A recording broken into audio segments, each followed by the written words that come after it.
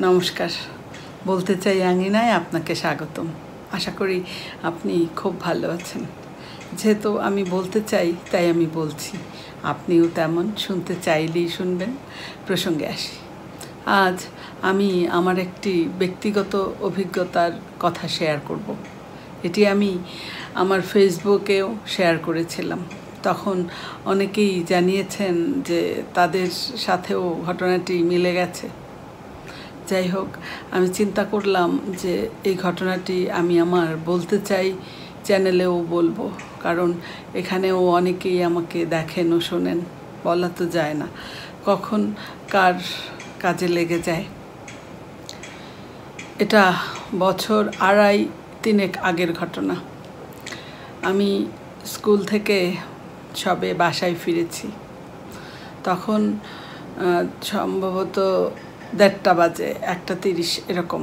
আমি সবেমাত্র ঢুকেছি ঘরে, এমন সময় ফোন বেজে উঠল। আমি ফোন রিসিভ করলাম, দেখলাম ওপাশ থেকে মাসির গলা। মাসি ফোন করেছে। মাসি বলছে যে তোর বাবা কেমন যেন করছে, তুই বাড়ি আয়। আমি তো অবাক হলাম যে কেমন করছে মানে, কি বলছেন, কেমন করছে? এবার মাসি বলছেন যে কথা বলছে না, বমি করেছে অনেকবার, কথা বলছে না, মনে হচ্ছে জ্ঞান হারিয়ে যাচ্ছে। তো আমি তো ভয় পেয়ে গেলাম, কারণ আমি তখন বাড়ি থেকে বেশ দূরে। আমি যেখানে থাকি সেখান থেকে বাড়ি যেতে মিনিমাম 1.5 ঘন্টা বা 1 ঘন্টা সময় লাগবে। তো এখন কি করব? আমি আবার ফোন করলাম মাসিকে, বললাম যে মাসি, আপনি আমার কাকাকে দেন ফোনটা, মানে আমার বড় কাকা, উনি বাড়িতে। তো আমি বললাম যে কাকাকে ফোনটা দেন।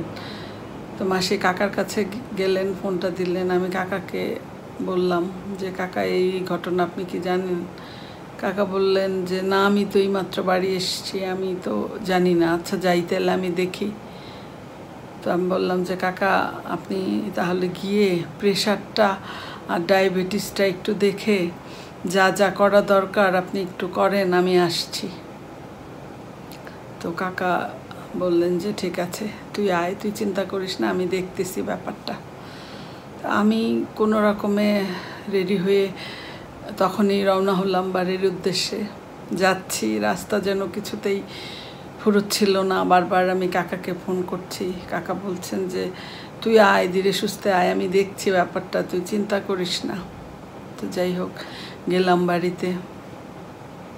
বাড়িতে গিয়ে যখন আমি বাবার সামনে দাঁড়ালাম, দেখলাম যে বাবা আমার দিকে ফ্যাল করে তাকিয়ে আছেন। আমাকে যেন চিনতেই পারছেন না। আমার ভেতরটা ধক করে উঠল। এমন অসহায় অবস্থা আমি আর বাবার কখনো দেখিনি। আমি ভয় পেয়ে গেলাম। তো তারপর কাকার কাছে যেটা শুনলাম যে প্রেশার খুব বেশি ছিল, তো প্রেশারের ওষুধ দেওয়া হয়েছে। ডায়াবেটিস মোটামুটি ঠিকই আছে। তো কাকাকে বললাম যে কি করা যায় তাহলে কাকা বললেন যে একটু দেখবো আমরা কিছুক্ষণ। আমি সাহস পেলাম না, কারণ এমন অবস্থা যে বাবা তাকিয়ে আছেন ফেল করে, কথা ঠিক মতো বলছেন না, যেন আমাকে চিনতেই পারছেন না। পরে আমি কাকাকে বললাম, কাকা আমি এক্ষুনি বাবাকে হাসপাতালে নিয়ে যাব, আমার ভয় লাগছে। তো কাকা বললেন যে ঠিক আছে, তাহলে আমি গাড়ি ঠিক করি। উনি গাড়ি ঠিক করে দিলেন। আমি বাবাকে নিয়ে, কাকা এবং আমার আরও 2 দাদা বাবাকে ধরে গাড়ি পর্যন্ত নিয়ে যাচ্ছিলেন।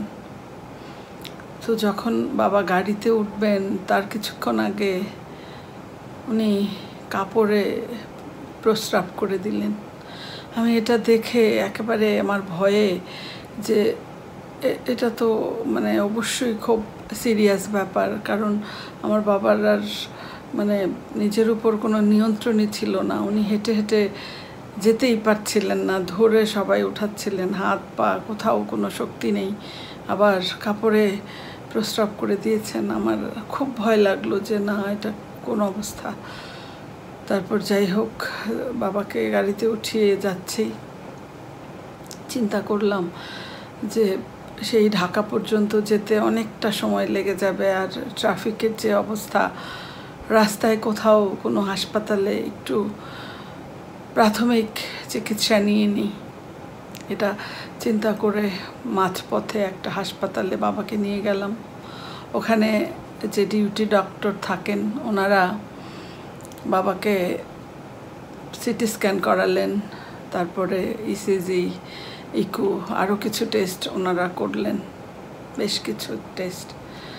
তো এইসব টেস্ট করে ডাক্তার আমাকে বললেন যে আপনার বাবা ব্রেন স্ট্রোক হয়েছে, ওনাকে ইমিডিয়েট ভর্তি করে ট্রিটমেন্ট না দিলে সমস্যা হয়ে যাবে। ভয় পেয়ে গেলাম, কারণ এরকমই আমিও চিন্তা করছিলাম যে হয়তো এমন কিছুই হয়েছে। তো আমি বললাম যে ঠিক আছে, তাহলে কি করতে হবে আমাকে? উনি আমাকে একজন ডাক্তারের সাথে কথা বলতে বললেন, কেবিন পাওয়ার জন্য সেই ডাক্তারের অনুমতি লাগবে।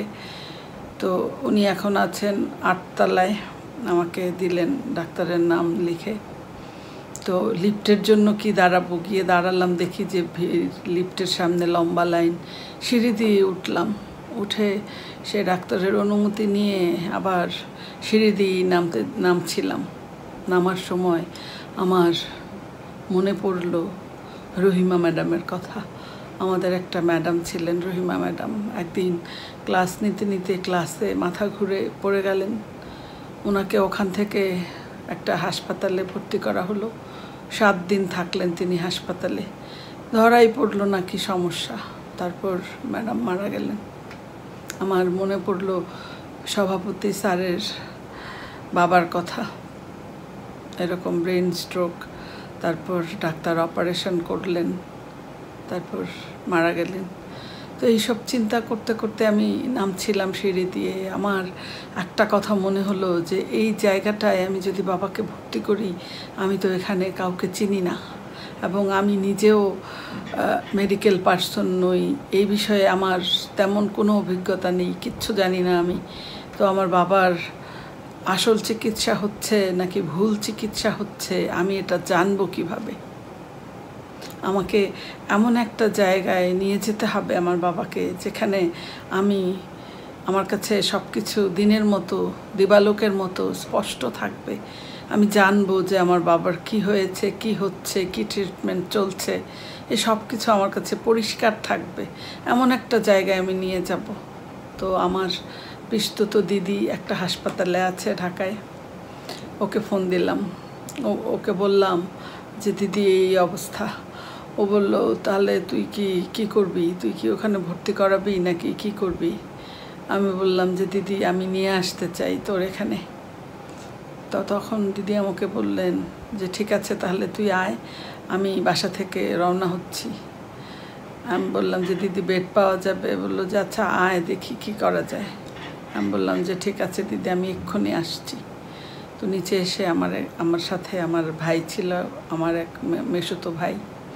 তো সেই নেশুকে আমি বললাম যে ভাই এখন তুই অ্যাম্বুলেন্স ভাড়া কর, আমরা এখানে রাখবো না, ঢাকায় নিয়ে যাব। তো ডাক্তারকে বললাম যে আপনি রেফার করে দেন আমাদের। ডাক্তার একটু বলতে চাইলেন যে আপনি নিয়ে যাবেন, কতক্ষণ লাগবে?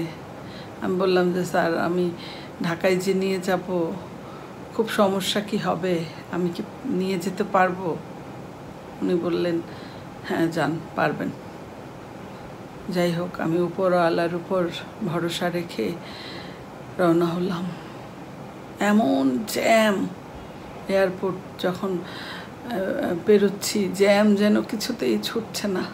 আমি বাবার হাতে পায়ে ইচ্ছা মতো মালিশ করতে থাকলাম, আর উপরওয়ালাকে ডাকতে লাগলাম যে আমি কি খুব ভুল করে ফেললাম? আমি পণ্ডিতি করে আবার এমন কোনো ভুল করে ফেলিনি তো যে বাবার আরও বড় বিপদ হয়ে যাবে? আমি স্রষ্টাকে ডাকতে থাকলাম। এই করে করে ঘন্টাখানেক লাগলো আমাদের পৌঁছতে। তো ওখানে ইমার্জেন্সিতে ডাক্তার দেখে কিছু পরীক্ষা নিরীক্ষা করে বললেন যে মনে হচ্ছে না স্ট্রোক। ওনারা ভর্তি করালেন। রাত 11টার দিকে নিউরোলজি নিউরোলজিস্ট যিনি, তিনি আসলেন রাত 11টার দিকে। এসে উনি কিছু পরীক্ষা নিরীক্ষা হাত দিয়ে করলেন, বাবাকে কিছু প্রশ্ন করলেন, দেখলেন, দেখে বললেন না, এটা ব্রেন স্ট্রোক নয়, কোনো সমস্যা নেই, স্ট্রোক নয় এটা। তো তৎক্ষণাৎ উনি কিছু পরীক্ষা নিরীক্ষা লিখে দিলেন, কিছু ব্লাড টেস্ট এগুলো লিখে দিলেন, এবং স্যালাইন চলতে লাগলো বাবার। তো সেদিন সারা রাত বাবা সংজ্ঞাহীনের মতো বিছানায় পড়েছিলেন, বিছানাতেই প্রস্রাব করেছেন, কিছুই কথা বলছেন না, এমন ছিলেন। স্যালাইন চলতে থাকলো। পরের দিন সকালবেলা ইলেকট্রোলাইট পরীক্ষার যে রিপোর্ট আসলো, সেখানে দেখা গেল যে আমার বাবার সোডিয়াম কমে অনেকটাই সোডিয়ামের লেভেল কমে গেছে। আমি ডাক্তারকে জিজ্ঞেস করলাম যে এটা কেন হয়। ডাক্তার বললেন যে বয়স হলে বা একটা বয়সের পর মানুষের লবণের এরকম বিভিন্ন ইমব্যালেন্স হতে পারে। যেমন আমার নিজেরও একবার এরকম পটাশিয়াম কমে গিয়েছিল, আমি সংজ্ঞাহীনের মতো হয়ে গিয়েছিলাম। তো যাই হোক, তো এরকম সোডিয়াম কমে গেছে, অন্য আর কোনো সমস্যা নেই। সোডিয়াম কমে যাওয়াতেই আমার বাবা এরকম ইমব্যালেন্স হয়ে গেছে সব কিছু। তো তারপরে কি হলো, সোডিয়াম চলতে থাকলো, সোডিয়াম ট্যাবলেট এবং স্যালাইনি সোডিয়াম।